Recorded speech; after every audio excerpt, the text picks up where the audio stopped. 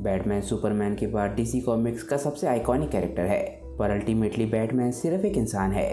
तो Batman crime fighting के लिए जो कुछ भी करता है, ये सब कुछ एक आम इंसान का कर पाना बहुत ज़्यादा मुश्किल लगता है। क्या हुआ अगर बैटमैन एक क्राइम फाइटर होने की बजाय सिर्फ एक मेंटल पेशेंट हो? और क्या हुआ अगर बैटमैन जो भी अपनी रियलिटी के बारे में जानता है वो सब कुछ झूठ निकले? आज की वीडियो में हम ऐसी ही एक स्टोरी को कवर करने वाले हैं, जिसमें हमें जोकर की असली आइडेंटिटी भी पता चलेगी। वीडियो शुरू करने से पहले दोस्तों, अगर आपको वीडियो अच्छी लगे तो वीडियो को लाइक ज़रूर कीजिएगा और वीडियो को अपने दोस्तों के साथ शेयर करना बिल्कुल मत भूलिएगा। चलिए दोस्तों, अब सीधा अपनी स्टोरी पर आते हैं। हम देखते हैं कि बैटमैन मारा जा चुका है और उसका फ्यूनरल हो रहा होता है। फ्यूनरल में बहुत सारे विलेंस होते हैं और वहाँ पर अचानक से ही एल्फ्रेड आता है।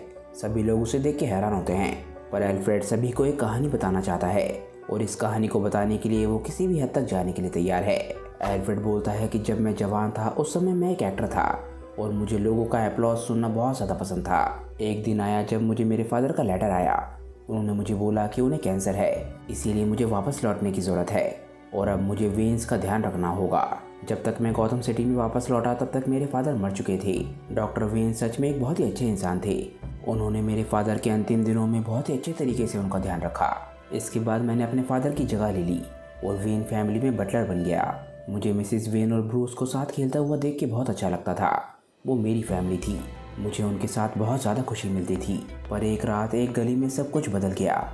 मास्टर ब्रूस बहुत लंबे समय तक शॉक में थे और उन्होंने कई महीने तक बात भी नहीं करी थी। इसके बाद मास्टर ब्रूस ने डिसाइड कर लिया कि अब उन्हें क्या करना है।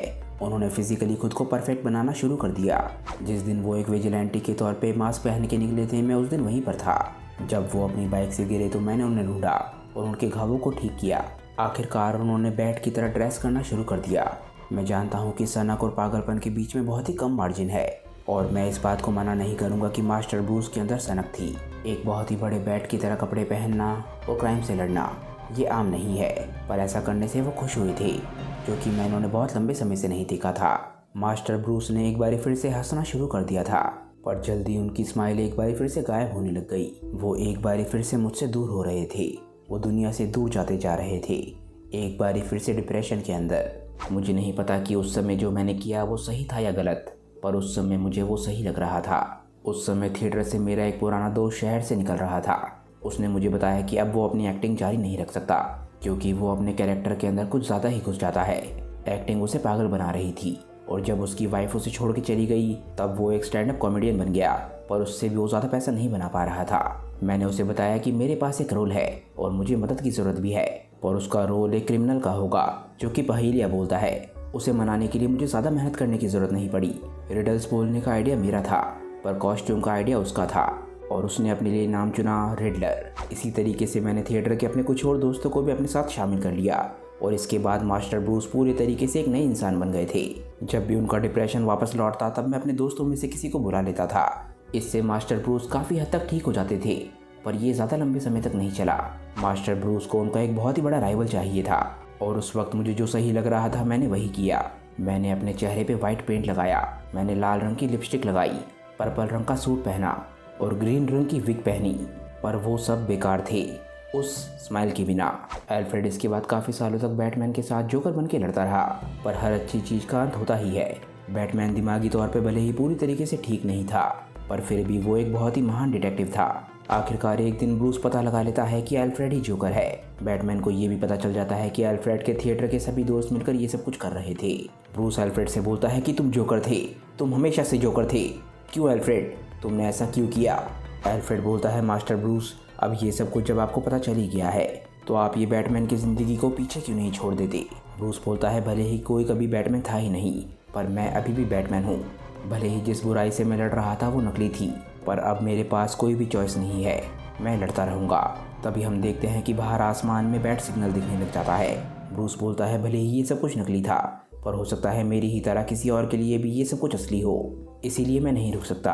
ब्रूस इसके बाद बाहर देखता है और बोलता है कि देखो, बैटमैन की ज़रूरत है। एल्फ्रेड समझ जाता है कि ज़रूर कुछ गड़बड़ है, क्योंकि उसने बैट सिग्नल को ऑन करने के लिए नहीं कहा। बैटमैन इसके बाद जू में जाता है, जहाँ पर रिडलर ने काफ़ी सारे बच्चों को होस्टेज बना रखा होता है। बैटमैन बोलता है कि गेम खत्म हो गया है एडी, ये सब कुछ बंद करो, मैं तुम्हारे बारे में जानता हूँ। रिडलर अपने रोल में ज़्यादा ही घुस चुका होता है। वो बोलता है कि मैं एडी नहीं हूँ, एडी जा चुका है। मैं रिडलर हूँ। बैटमैन इसके बाद रिडलर के नज़दीक जाता है और बोलता है कि एडी अपनी गन मुझे दो। एडी मानना ही नहीं चाहता कि ये रोल ख़त्म हो गया है, पर फिर भी बैटमैन उसे समझाने की कोशिश करता है। एडी हल्का सा हिचकिचाता है और गलती से बंदूक चला देता है। एडी ने ये क्या कर दिया है उसे विश्वास ही नहीं हो रहा होता। वो बोलता है कि क्या ये मैंने किया, पर बैटमैन अब इस दुनिया में नहीं रहा। इसके बाद एल्फ्रेड स्टोरी में बताता है कि वो लोग एडी को पागल खाने ले गए और इसके बाद मैं मास्टर ब्रूस को यहाँ पर लेकर आ गया। इतना बोल के एल्फ्रेड वहाँ से चला जाता है। पर आपको क्या लगता है, एल्फ्रेड क्या सच में जोकर हो सकता है?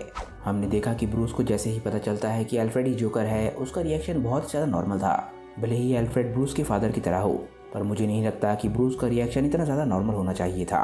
और सबसे इम्पोर्टेंट बात कि एल्फ्रेड और उसके दोस्तों ने जितने भी लोगों की ज़िंदगियों को दांव पे लगाया, सिर्फ इसलिए कि ब्रूस का मानसिक संतुलन सही रहे। ये आपके हिसाब से कितने हद तक सही है? और अगर ये सही है तो क्या ये हमारे समाज की उस सोच को नहीं दिखाता कि अमीर की ज़िंदगी गरीब की ज़िंदगी से ज़्यादा इंपॉर्टेंट है? इस कॉमिक में इस बात का भी जिक्र नहीं हुआ कि एल्फ्रेड ने जो कुछ भी ब्रूस के साथ किया वो एक तरीके से धोखा था और अंत में ब्रूस की उसकी वजह से जान भी चली गई। तो ब्रूस की मौत के बाद क्या एल्फ्रेड का ऐसे आज़ादी से घूमना ये बात सही है? क्या एल्फ्रेड को भी जेल में नहीं होना चाहिए था, बिल्कुल उसके दोस्त रिडलर की तरह? इन्हीं सभी क्वेश्चंस के साथ मैं आपको यहीं पर छोड़ता हूँ। मुझे नीचे कमेंट्स में ज़रूर बताइएगा कि ये स्टोरी आप लोगों को कैसी लगी और वीडियो को लाइक करके चैनल को सपोर्ट ज़रूर दिखाइएगा। चैनल को सब्सक्राइब कीजिएगा ऐसी ही और स्टोरीज़ के लिए। मैं मिलता हूँ आप लोगों को अपनी नेक्स्ट वीडियो के साथ। तब तक के लिए बाय दोस्तों और थैंक्स फॉर वॉचिंग।